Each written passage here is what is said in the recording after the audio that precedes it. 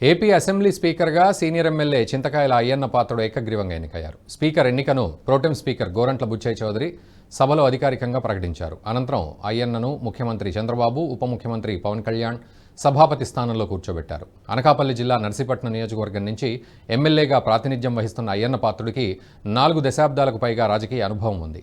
1983లో తెదేపా ఆవిర్భావంతో రాజకీయాల్లోకి ప్రవేశించిన ఆయన ఒకసారి ఎంపీగా పనిచేశారు. 10 సార్లు నర్సీపట్నం నుంచి పోటీ చేసి 7 సార్లు గెలిచారు. వ్యక్తి చట్టసభకు రావడం ఒక అరుదైన గౌరవం. ఇది ఒక అవకాశం. కొన్ని లక్షల మందిలో ఆ అవకాశం మనకు వస్తుంది. ఆ అవకాశంతోనే మనం అందరం ఇక్కడికి వచ్చాం.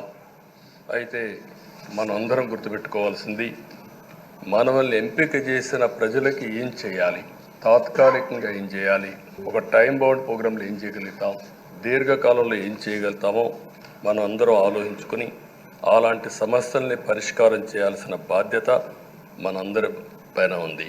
అంతేకాకుండా ఈరోజు ఇక్కడ ఎమ్మెల్యేలందరినీ కోరుతున్నాం, మనందరి పైన ఒక పవిత్రమైన ఉన్నతమైన బాధ్యతని తెలుసుకోవలసిన అవసరం ఉంది.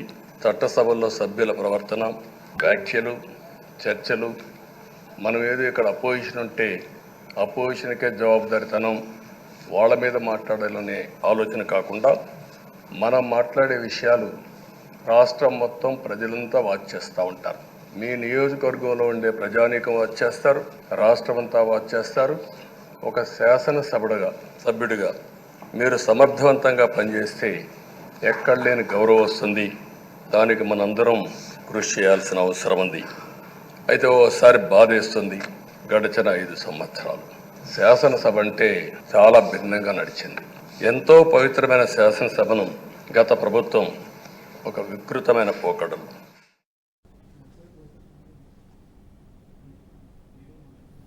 ఏపీ అసెంబ్లీ స్పీకర్గా చింతకాయల అయ్యన్న పాత్రుడు ఏకగ్రీవంగా ఎన్నికవడంపై సీఎం చంద్రబాబు హర్షం వ్యక్తం చేశారు. అత్యంత సీనియర్ సభ్యుల్లో అయ్యన్న ఒకరని, ఏ పదవి ఇచ్చినా ఆ పదవికి వన్నె తెచ్చిన వ్యక్తి అయ్యన్న పాత్రుడు అని చంద్రబాబు కొనియాడారు. కృషి చేయాల్సిన అవసరం ఉంది. అయితే ఓసారి బాధేస్తుంది, గడిచిన 5 సంవత్సరాలు శాసనసభ అంటే చాలా భిన్నంగా నడిచింది.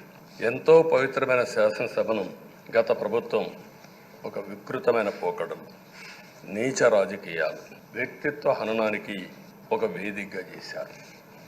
ఇదే అసెంబ్లీలో దూషణలు, బూతులు, విక్కరింతలు, కక్ష సాధింపులు, మైకు లేకుండా పోవడం ఒకటి కాదు, చాలా సమస్యలు వచ్చాయి.